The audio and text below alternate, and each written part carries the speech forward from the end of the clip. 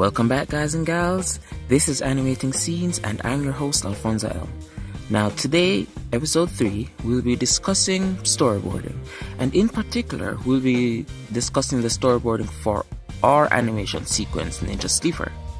Now, as you can see, I'm outside. It is hot as hell inside, and I really wanted to record a quick intro.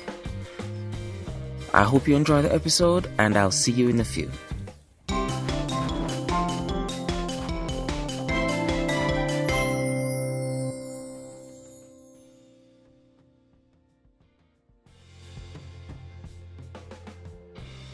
So I forgot to mention in the intro that you can see episodes 1 and 2 if you click the links in the description or hit that card that you see hovering above. Alright, so storyboarding. What is it, and is it even important? For my videos, when I'm doing personal video, the shorter videos, I don't usually use storyboarding. So for this 15-second video, well, I think it's gonna be 15 seconds, but for this video I wouldn't normally do a storyboard, but I decided to just to give an idea of my entire process. Now, a storyboard is essentially a graphic representation of thoughts, or my thoughts. When I'm presented with a brief, or when I write the script, come up with the idea, I need to be able to show that to my team, if I happen to be working with a team, to show them how I envision the words on the screen. So essentially the storyboard breaks down my idea and it shows what the video will look like on a shot by shot basis. Now, it really is an optional step, because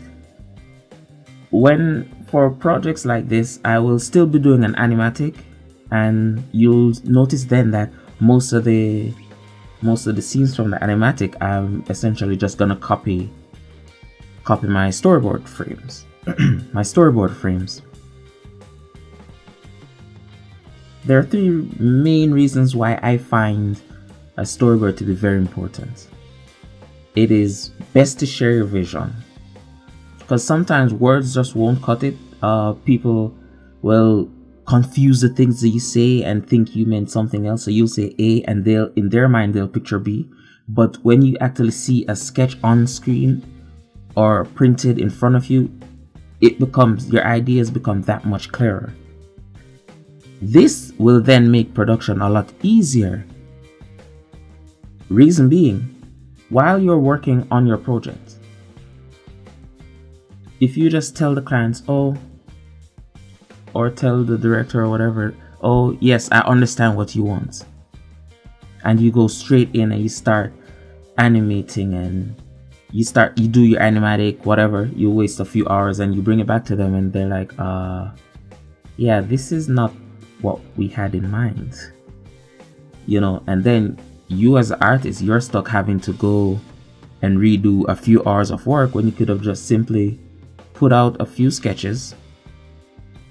quick sketches, get the shots, show them the scenes as you see it in your mind, and then you run through and break down, you and the team can run through and break down the sequences, thus saving time.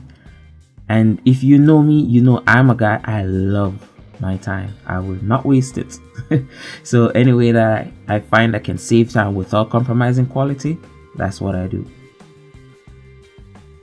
Now, you'll notice from my sketches here that I am working very rough, very quickly. I'm not worried about being strict, because in this instance there really is no need to be that strict, especially since I'm the client. So I don't need to go in and do any super refined sketches to show any ideas, because all the ideas are already in my head.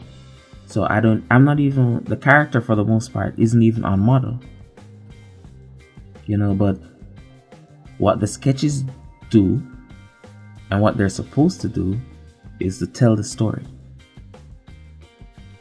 And I believe in essence, these, I believe I did 9 frames, these 9 frames, they give a pretty good idea of what I plan to do with this animated sequence.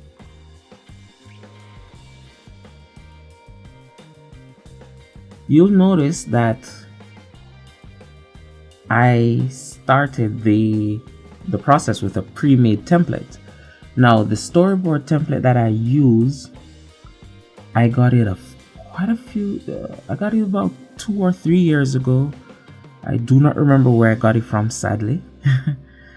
But essentially all of my animated projects, if they're not personal projects and if they're not long projects, all of them begin with the storyboard phase. I believe it is very, very, very, very important.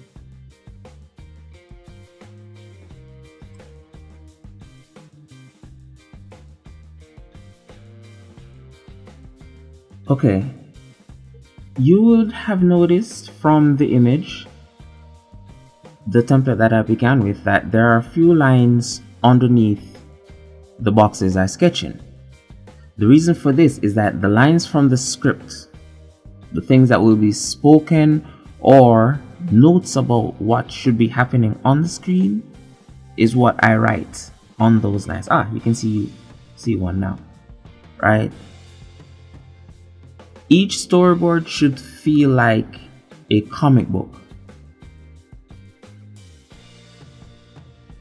in that when someone is reading it, they should actually get a sense of what is happening in the video. They should have an idea of how the video will actually look when it's animated.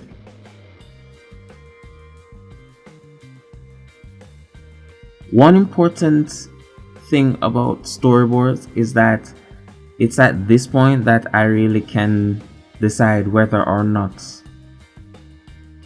I will actually bother to tell the story, the animated story that I wanted to tell. I've actually done projects where it's at this phase I said, alright, yeah, no, this won't work, and I move on to something else.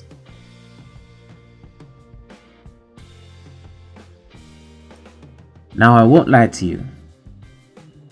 In the beginning, when I first started doing storyboards for my projects, it was intimidating. The main reason being I was not comfortable drawing. So this is, I believe, about 4 or so years ago. But I read a post about storyboarding and how it can help to make your projects that much easier, and I decided to try it. As I said, it was difficult. It was intimidating at first, but now it's become such an integral part of my entire project that it's like nothing. I just quickly box out a few sketches and show my ideas, and I move on to the fun part. Yes, all of the planning is done. This is the last of the planning that we have. After this, we've essentially begun the animation stage. Except for the backgrounds, which actually is the next episode. Sorry, false alarm. But backgrounds aren't that horrible. You know, once you have, because the thing is, once you actually learned anatomy and you've actually learned how to really use your drawings to tell stories and such, backgrounds are just an extension of that. You know, you just need to learn design.